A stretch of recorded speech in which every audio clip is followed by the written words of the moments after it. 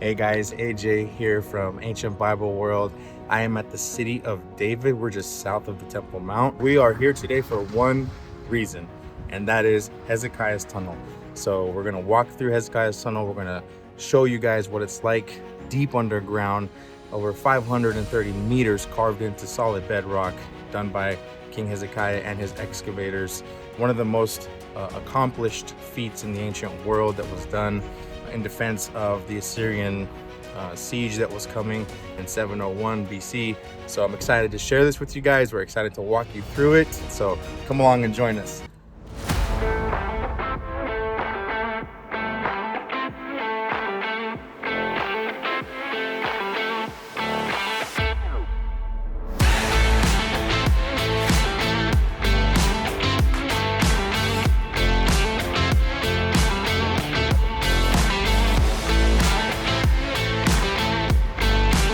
Guys, aside from all the archaeology, even the park, it's beautiful. Look at all the gardens and flowers everywhere. This is a place that you guys have to see if you ever visit Jerusalem.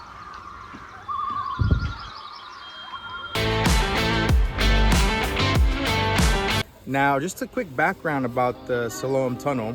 It was rediscovered in 1838 by American explorer Edward Robinson and his partner Eli Smith.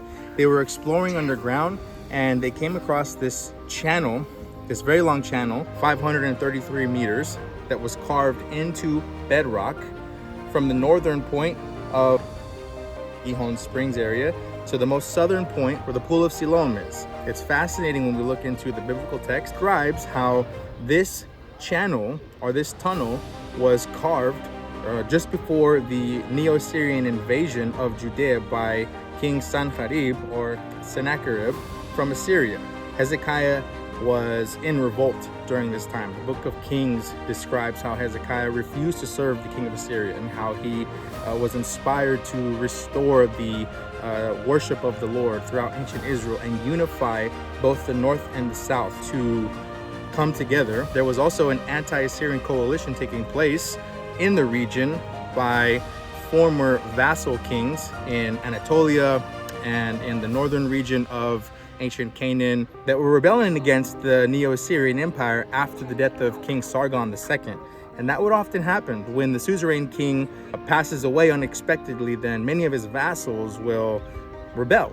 And so this was the situation. This was the political climate during the 8th century at the time, the end of the 8th century. King Sargon II, father of Sanherib, had unexpectedly passed away in battle. Political chaos ensued. So Hezekiah took advantage of this. We read about how he began to tear down high places, tear down worship centers throughout the land of Israel, and redirect and centralize the worship to Jerusalem. And of course, this was an act of political rebellion, political and religious independence. This all played and factored into the preparation so that when inevitably the Neo-Assyrian king would come against the region and would siege Jerusalem, he would not be able to have access to the water system, which was a method of siege. When you siege a city, you cut off all the walls around it, you cut off the water system, you cut off the food supply, and you starve them out so that you can go in and overtake them. And so this was the reasoning behind Hezekiah's digging of the tunnel, was to be fully equipped and prepared for the Assyrian siege that was soon taking place. Now, typically in the ancient world, especially in the ancient Near East, kings would often engage in remarkable construction, renovation of temples, refortification of cities, building of palaces, digging of canals and aqueducts, making of gardens. This was in order to establish their authority, their power. And it was even a part of their monarchic ideology. To them, it was a part of expanding the territory and the dwelling places of the gods, if you will. This was deeply embedded into their religion and into their ideology. One example I think of is actually Sennacherib.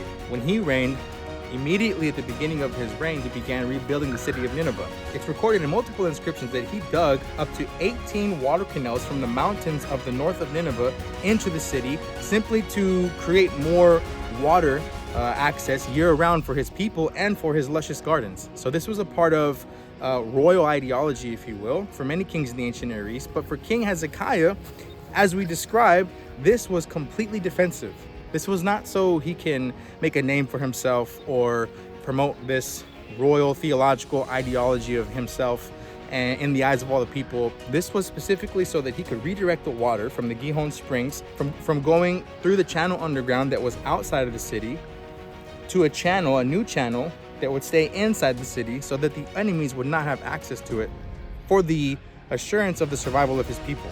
So this was completely reactionary, completely defensive, and quite brilliant. So now it's time to go check it out. It's time to go underground. We're gonna go down to the very bottom.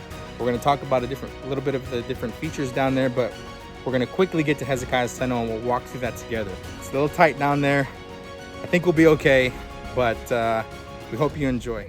All right, guys, we're right outside of the underground water system. The water system was labeled after Sir Charles Warren. He came here in 1867, and he began exploring different caves, different tunnels within the ancient city of Jerusalem. Crawling through caves, he found a shaft, discover an entire dug out water pool system that gave access to the Gihon Springs. That it was dug out by the Canaanites in the Middle Bronze Age 2 period. A lot of things are contested when it comes to archaeology and dating. There are various positions as to which features of the water system date to when. Many archaeologists believe that it was originally built in the Middle Bronze Age, and then it was expanded upon in the Iron Age. For example, that's Ali Shukron and Ronnie Reich's position. Other archaeologists say no, they're more minimalists, and they theorize that the entire water system was not built until the Iron Age, the Iron Age 2 period. You can look at some of David Ushishkin's work and others to read about this discussion. Lots of debate, lots of discussion. Not everybody agrees. It all has to do with when Jerusalem became a fortified city in the second or first millennium, a bigger discussion that we won't get into today. Nevertheless, we believe that this is still an incredible feature, and Sir Charles Warren really stumbled across an amazing find when he found this shaft that many believe was a natural feature of the tunnels, and was able to discover the rest of the water system. Now, why have your water system underground?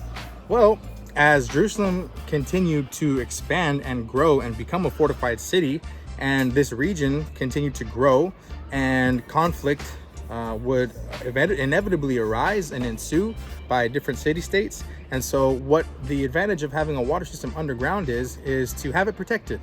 You don't want to necessarily have all of your water out in the open and easily exposed to potential enemies coming from other places, because then they can take your water, or then they can cut off your water, and no water, no life. And so again, potentially as early as the Middle Bronze Age, people were already thinking this way, digging into the earth in order to create a safe and fortified way to have access to their water.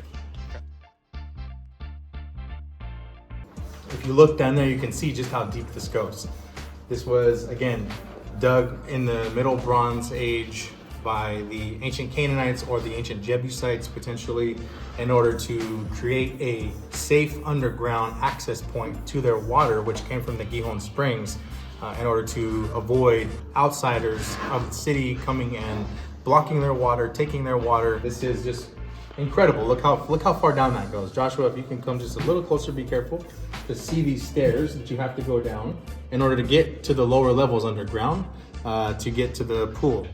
Now, what's really interesting is if you look closely, you can actually see two different layers within the wall. This upper layer would have been what was initially carved by the Middle Bronze Age peoples. Here we have a different section that would have gone deeper, where Professor Ronnie Reich actually believes was the portion of the tunnel that was expanded upon during the Iron Age, the later Iron Age. So you can look closely at archaeology, see the remains, see the different stories that the stones tell. Some archaeologists believe that this was actually the expansion that King Hezekiah, or maybe before him, would have dug to deepen and further the access to the water. But it continues all along the cave. So you can see behind me this upper level here that shows the original Middle Bronze Age level, dating all the way back to 18th century, potentially 17th century BCE.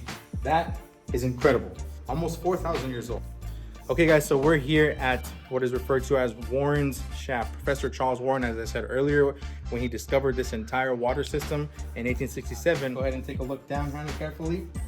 He actually scaled up this shaft and came up from the bottom of a different channel down below, deeper into the rock, and saw this opening and saw the rest of the water system.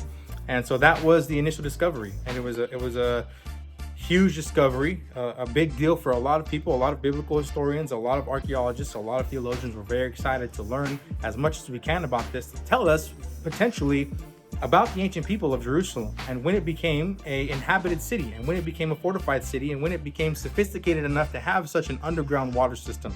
This is why there's so much debate around the discussion of the dating of all this area under here. Now, the original theory that many held to when this was first discovered was that this was as far as the Middle Bronze Age people would have come to get water. Because this shaft goes all the way down to flowing water, many believe that they would have used buckets and had a rope going down where they can lower it, get water, and draw water. This was the original theory. That is until professors Ronnie Reich and Ellie Chacron would come and excavate and re-look at this entire system and discover, like we mentioned earlier, that the upper level actually was the original Middle Bronze Age level, and this lower level was the later excavated Iron Age level, and expanded upon in the Iron Age period. During the Middle Bronze Age period, when this whole system was originally dug, as you can see, the upper level, there's a thick slab of flooring. So the diggers of the Middle Bronze Age wouldn't have even known that this was here. And so this is why we continue doing excavations. Archaeologists will come and they will think that we understand something, but then another series of excavations will come and reveal more information to us. Very exciting stuff, guys. All right, let's go on to the next part. All right, guys, I'm standing in front of some of the parts of the original fortification walls that protected the outer portion of the Canaanite aqueduct, or the Canaanite pool system. Professor Ronnie Reich dated them to the Middle Bronze Age because of their vast size. Look at some of these rocks, guys. Look at these rocks. Some of them weigh over a couple of metric tons. This is the typical architecture used in the Middle Bronze Age. And what Professor Reich did was compared these structures, these walls, these fortification walls, to other walls in places like Hebron, places like Shechem, other places within the region that we know date to the Middle Bronze Age, and was able to confirm their Middle Bronze Age dates. Some of these rocks weighing up to 4 or 5 metric tons show us the ingenuity that the people of the Middle Bronze Age would have had in order to build these walls. And these are two walls that when we get down there, we'll be able to see a little bit better. The people would have walked between in order to protect themselves while they went down to the pool. So, whoa, that's kind of freaky. All right, guys, you are looking at the original stones dated to the Middle Bronze Age. Arguably, there's been some contesting about the actual date of this spring tower. Different archaeologists would come later and claim that it didn't date as early as the Middle Bronze Age period, but would date later to the Iron Age 2 period. But nevertheless, you're looking at the original stones of the spring tower, the very bottom of the fortified water system. You can see just how far it goes down. We're just giving you a quick look. These incredibly large and massive stones that the ancient people would have used to protect their water system. So pretty amazing, guys. And now what you've all been waiting for, it's time to go in Hezekiah's tunnel. Let's go. Just amazing. Imagine this would have been 3,800 years ago. Just incredible.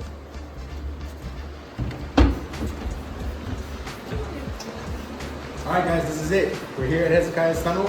Now there's actually 2 channels down beneath us. You can hear the water flowing through. There's channel 2, which veers off to the east slightly, and that channel was originally dated to the Middle Bronze Age period, and it would have been used by the Canaanite peoples. The only problem with that was that channel actually goes outside of the fortified walls of the city, the protected area. So when King Hezekiah was going through the process of his reforms and rebelling against Assyria with the region, he knew that he needed to redirect the water system from going outside the city to remaining inside the city, which is why many believe he had this grandeur project completed. Hezekiah actually is recorded stopping up the water in the book of 2 Chronicles chapter 32. So he stopped up the original channel and dug this additional channel to redirect the water to flow within the fortified city wall so that it was protected from siege. And all right, guys, let's go down. All right, guys, we are in it. We are in the thick of it. We are in the heart of Hezekiah's tunnel. Remember, this was carved through bedrock over 500 meters into solid bedrock. And as the Siloam inscription tells us, one side of excavators was on the southern side, one side of excavators on the northern side, and they were digging and digging and chiseling and chiseling and cutting until eventually they were able to hear the sounds of each other's voices and axes and able to connect the tunnel. What an amazing, incredible engineering project that we get to read about, that we get witness of, and they found it, the Siloam inscription, they found it here in the tunnel, carved into the wall.